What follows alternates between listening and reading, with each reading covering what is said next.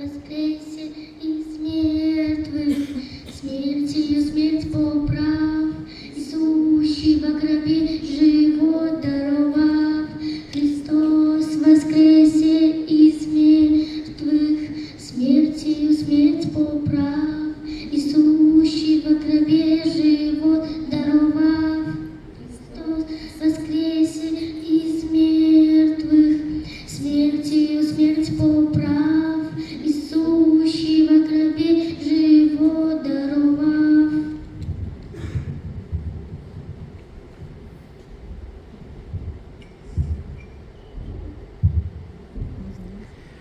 Какое все вкусное и ароматное.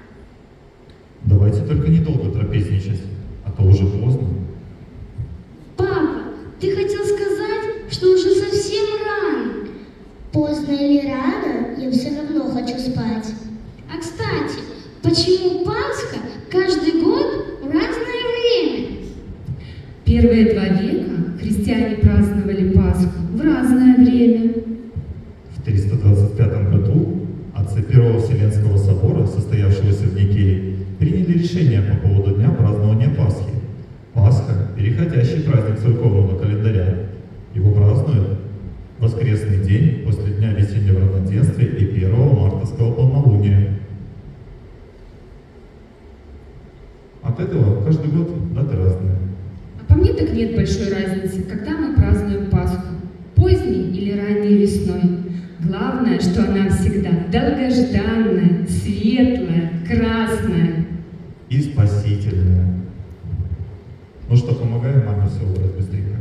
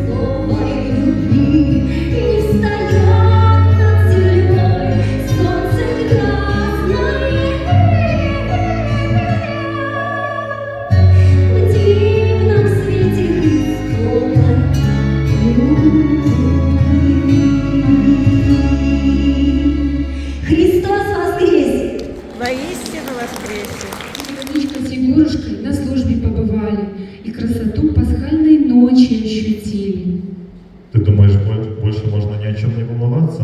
Что ты? Дети – это постоянное волнение, и без помощи Божьей нам не справиться. Я всегда непрестанно взываю к Богу: Господи, помилуй, помоги, защити, сохрани. Непрестанная молитва – удел каждого христианина,